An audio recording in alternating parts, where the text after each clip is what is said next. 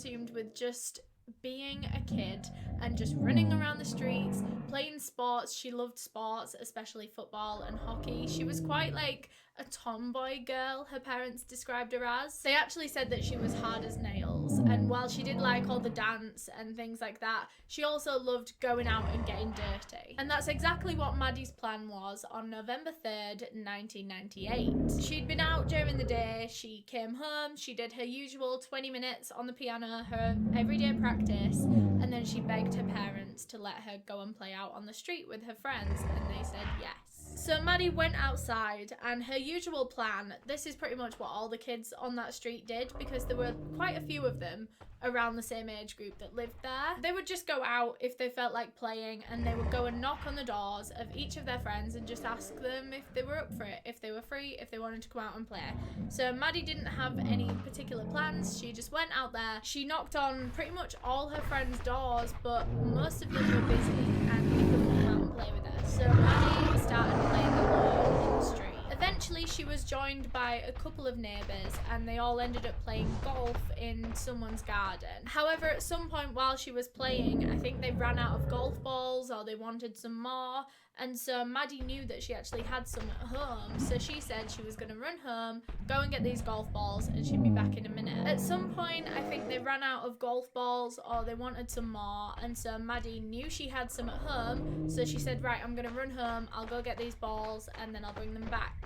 However, Maddie never returned to play golf with her friends. After a while, her friends thought that maybe she just decided to stay at home, maybe it was her dinner time, and so that's why she didn't come back. Her family, on the other hand, was still at home. Maddie's still not there, and they think that she's still with her friends. By the time 5 p.m. rolled round, it was dinner time. Maddie's family had gotten the dinner all ready, and they were going to sit down as a family. So they asked Jessie, her older sister, to go out on her bike and go and get Maddie from outside. So Jessie went out onto the street, and she couldn't actually see Maddie anywhere at first, and so she rode down onto all the different cul-de-sacs, up all the different streets.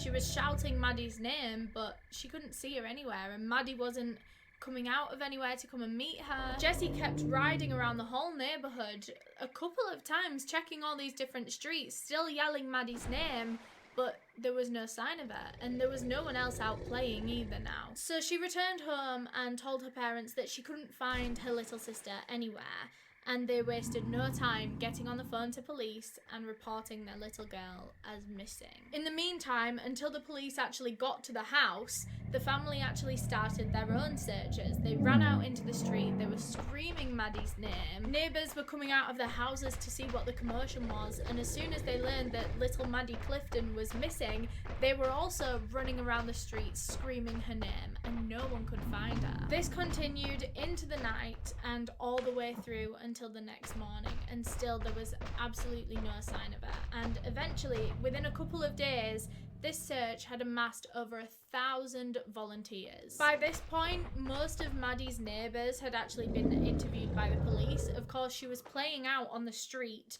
where all of their houses faced, so someone must have seen something, but no one was claiming that they had. Most of them said that they never even saw Maddie at all that day. I mean, she was only out for maybe an hour and a half or 2 hours. And the ones that said that they had seen Maddie just said what we already know, that she was out playing golf with her friends around 3:30, and that was the last time she was actually seen. Or that's the last confirmed sighting of Maddie. So once police had concluded all of these interviews with all of the neighbours, they received no leads from any of these interviews, which was quite surprising to them, because they thought, well, Maddie's definitely gone missing from the street, and every one of these houses has windows facing the street, so how did no one see anything? They were hoping that in one of these interviews they would at least get something to go off, like a suspicious car or someone saw a stranger in the neighbourhood, but no one had. So now police had an initial theory that whoever had taken Maddie,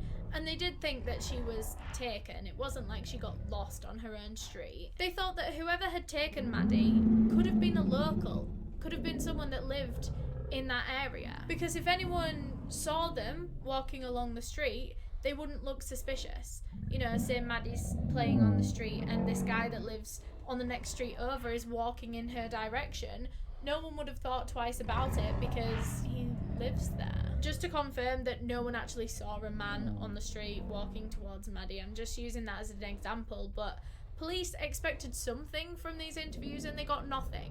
So now they had this idea that maybe someone local had something to do with this. And so they decided to run background checks on everyone that lived in this whole neighborhood. Not much really came up in these background searches. Everyone